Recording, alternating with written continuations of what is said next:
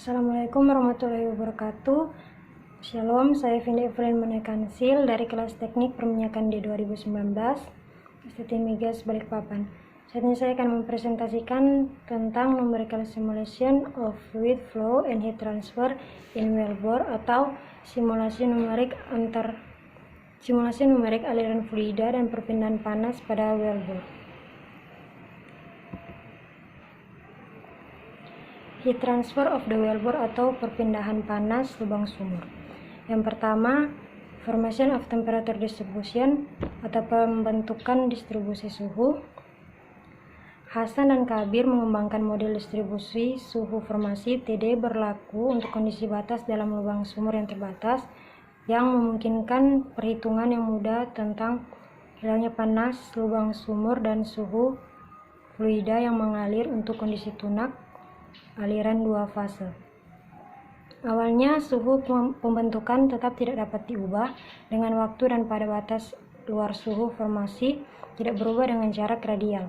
Perpindahan panas antara formasi sekitarnya dan antar muka lubang bertanah seperti yang dapat dihitung menurut persamaan diferensial berikut ini, yaitu dq per dE sama dengan min 2 pKe per WKD dikali TWB dikurang TE, di mana Q merupakan perpindahan panas dan E merupakan energi.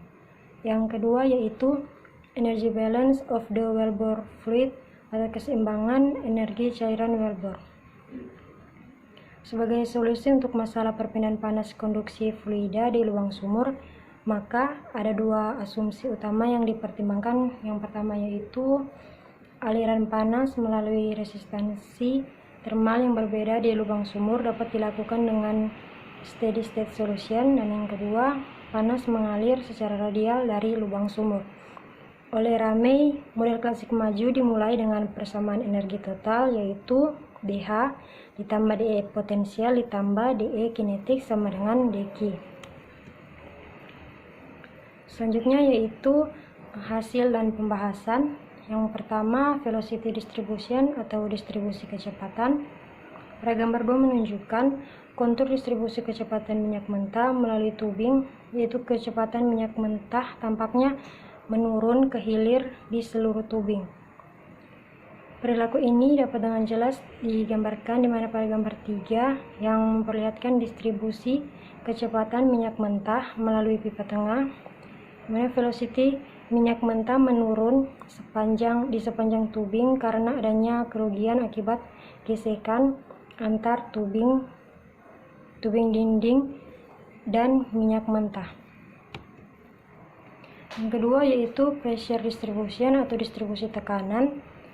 Pada gambar 4 menyajikan kontur distribusi tekanan minyak mentah melalui tubing dan bisa disajikan sebagai distribusi tekanan di garis tengah pipa seperti dimana ditunjukkan pada gambar kelima. Tampaknya tekanan menjadi berkurang seluruh tubing karena kerugian menyebabkan gesekan antar dinding tubing dan minyak mentah. Yang ketiga yaitu eddy viscosity atau viskositas eddy. Viskositas menyebabkan tegangan geser sebagai respon terhadap aliran geser. Pusaran menyebabkan efek yang sama, tetapi mereka tidak melakukannya dengan memindahkan fluida yang lebih cepat secara fisik ke wilayah yang lebih lambat dan memindahkan fluida yang lebih lambat ke wilayah yang lebih cepat. Pada gambar 6 menyajikan kontur viskositas pusaran minyak mentah yang mengalir melalui pipa, di mana nilainya menjadi lebih besar pada saat masuk dan berfluktuasi antara penurunan dan kenaikan di seluruh tubing seperti yang ditunjukkan pada gambar 7. Selanjutnya yaitu turbulent eddy dissipation atau pembuangan pusaran yang bergejolak.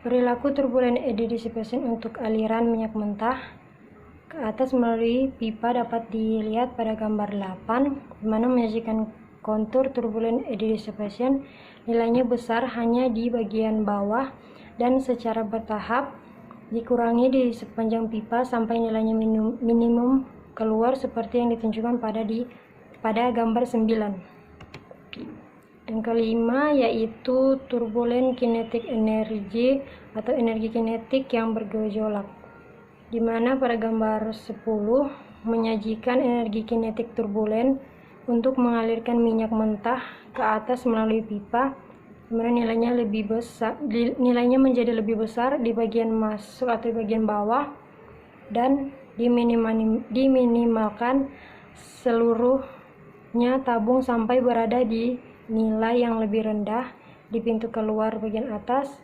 seperti yang bisa dilihat pada gambar 11. Selanjutnya yaitu temperatur distribution atau distribusi suhu, di mana pada gambar 12 menunjukkan distribusi suhu melalui garis tengah pipa.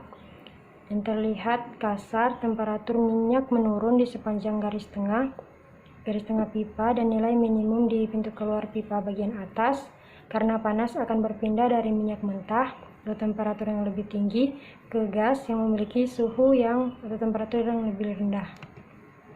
Yang terakhir yaitu heat transfer coefficient atau koefisien perpindahan panas.